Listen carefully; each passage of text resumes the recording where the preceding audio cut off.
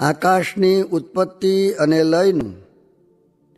સ્વામિનારાયણ હરે સંવત 1876 મહાસુદી એકાદશીને દિવસ સાંજને સમયે શ્રીજી મહારાજ શ્રી ગઢડા મધ્યે દાદા ખાચરના દરબારમાં શ્રી વાસુદેવ નારાયણના મંદિરની સમીપે ઓટા ઉપર દક્ષિણાદે મુખારવિંદે વિરાજમાન હતા ને ધોરો ખેસ પહેર્યો હતો ને ધોરી ચાદર ઓઢી હતી ને માથે ધોરી પાગ બાંધી હતી ને પોતાના મુખારવિંદની આગળ મુનિની સભા તથા દેશ દેશના હરિભક્તની સભા ભરાઈને બેઠી હતી.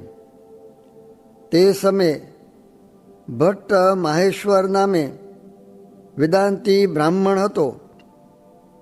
તેણે શ્રીજી મહારાજને પ્રશ્ન પૂછ્યું છે, સમાધિને વિશે સર્વે લીન થાય છે ત્યારે આકાશ કેવી રીતે લીન થાય છે? પછી શ્રીજી મહારાજ બોલ્યા છે, આકાશનું રૂપ અમે રૂડે પ્રકારે કરીએ તે તમે સર્વે સાવધાન થઈને સાંભળો છે.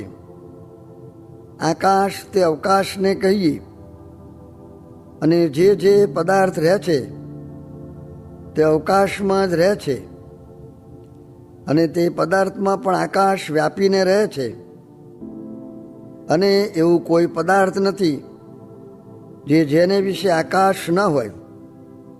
કેમ જે પૃથ્વીની એક રજ અતિ ઝીણી હોય તેને વિશે પણ આકાશ છે અને તે એક રજના કોટાનકોટી કટકા કરીએ તો પણ તેને વિશે આકાશ છે.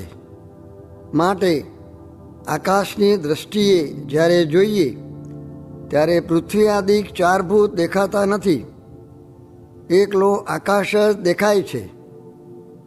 તે આકાશ સર્વનો આધાર છે અને સ્થૂળ, સૂક્ષ્મ અને કારણ એ જે ત્રણ શરીર તે આકાશને વિશે છે અને આ બ્રહ્માંડ છે તે પણ આકાશને વિશે રહ્યું છે અને બ્રહ્માંડનું કારણ જે પ્રકૃતિ અને પુરુષ તે પણ આકાશને વિશે છે.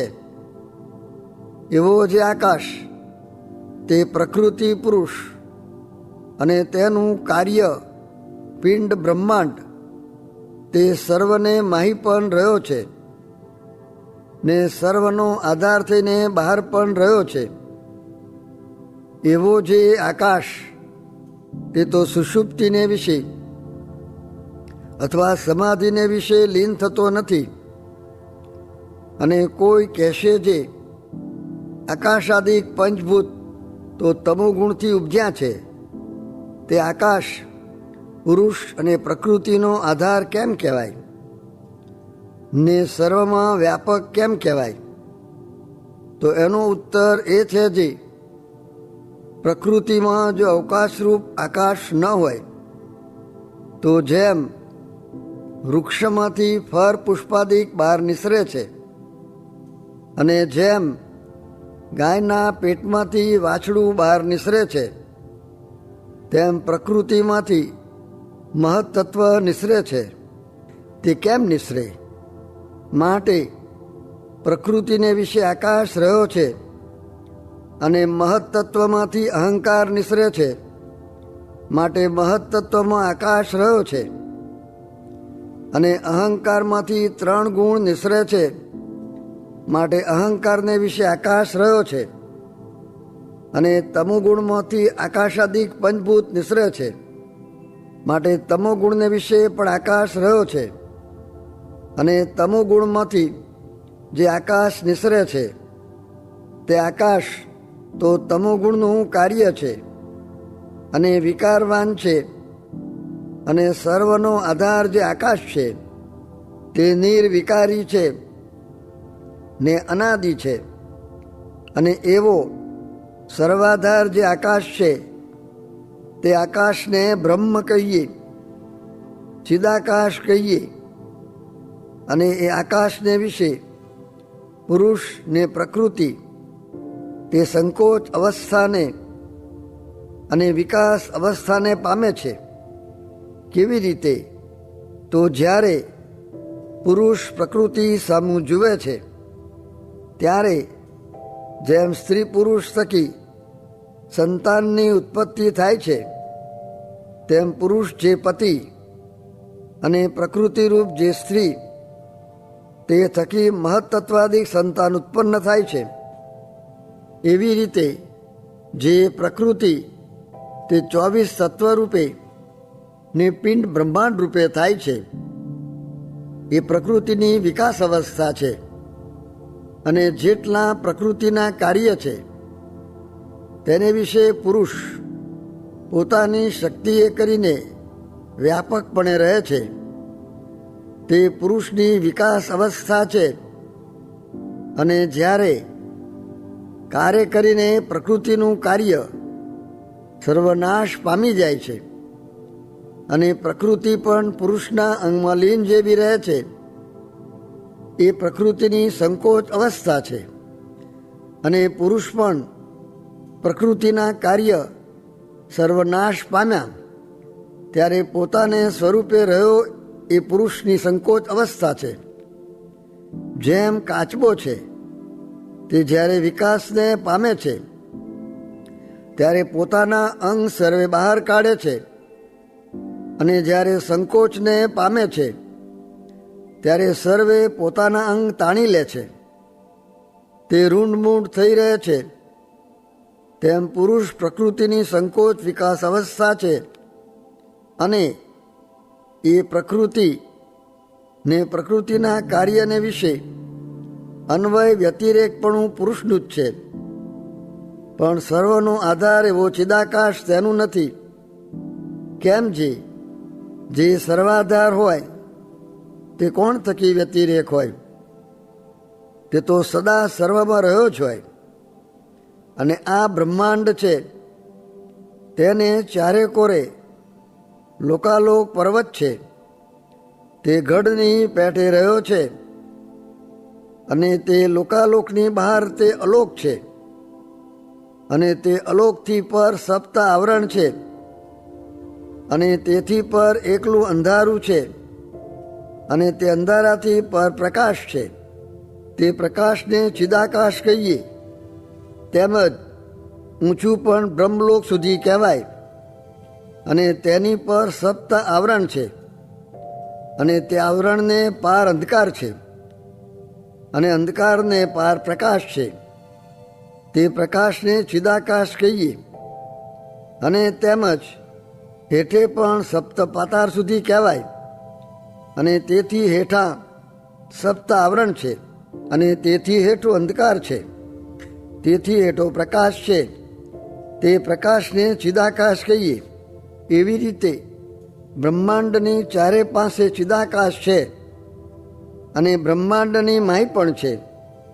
અને એવો જે એ સર્વાધાર આકાશ છે તેને આકારે જેની દ્રષ્ટિ વર્તતી હોય તેને દહર વિદ્યા કહીએ.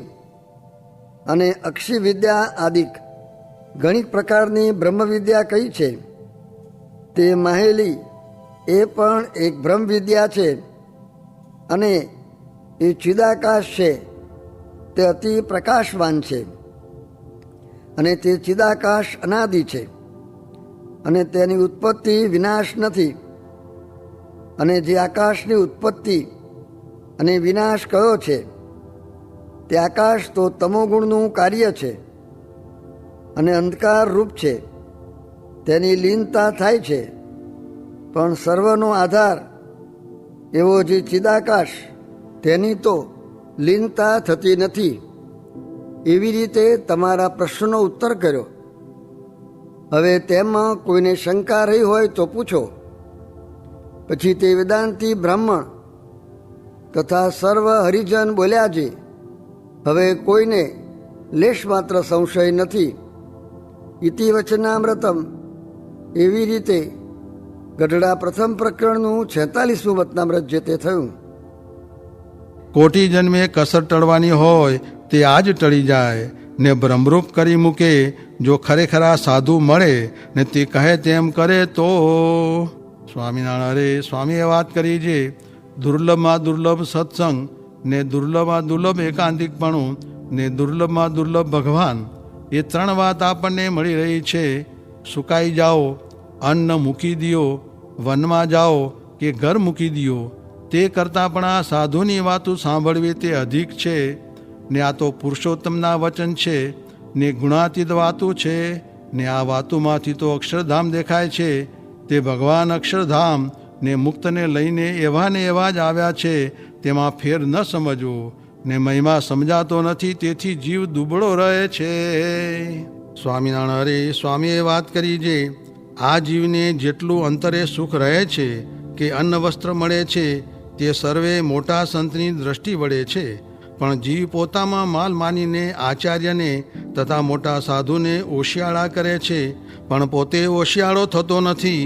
પણ જો મોટા સાધુની દ્રષ્ટિ જરાક ફરે તો ચાંડાલ જેવું અંતઃકરણ થઈ જાય ને સુખ પણ રહે નહીં. સ્વામિનારાયણ. અરે સ્વામીએ વાત કરી છે આગ લગી ચહુ ઓર અવિદ્યા કી અતિ ભારી, અધો ઉર્ધ્વ અરુમધ્ય 10 દિશ ભુજા પસારી, વિષય ભોગ વિલાસ કર્મી કો કર્મ દૃઢાયો, કવિ ગુની પંડિત જાન તાહી લે તહાં ડૂબાયો, તેહી વાક જાળ ડારી વિકટ નર નારી આવૃત્તિ કિએ, જન મુકુંદ મદ મચ્છર લગ્યો માયા વશ કર લીએ.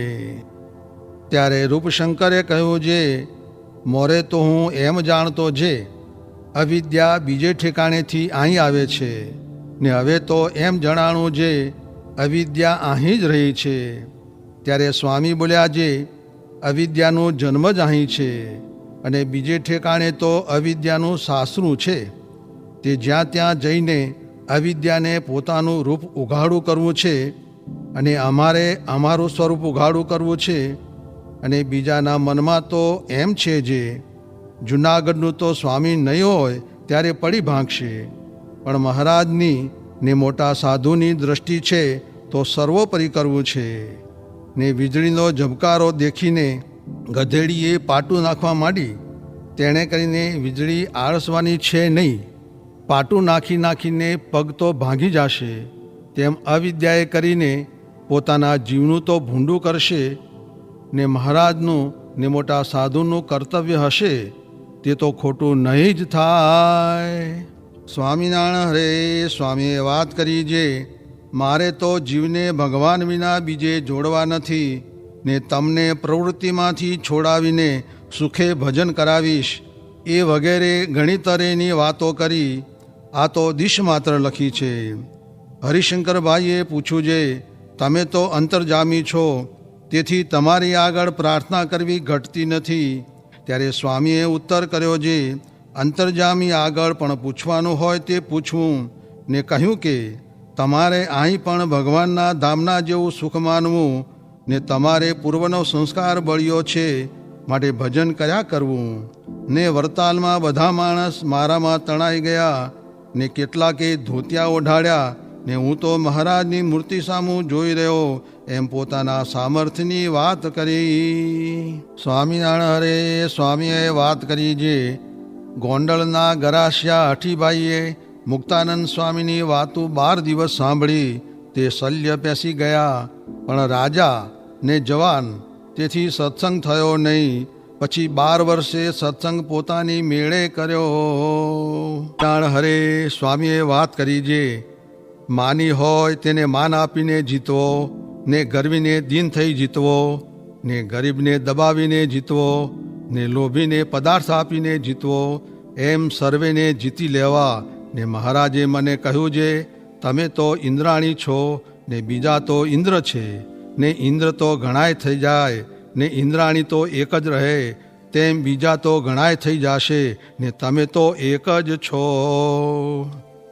સ્વામિનારાયણ. હરે સ્વામીએ વાત કરી છે છેલ્લા પ્રકરણનું 33મું વચનામૃત વંચાવીને વાત કરી છે એવા મોટા છે પણ વિષયના જોગમાં સારું રહેવાય છે તે મોટાની દ્રષ્ટિ છે.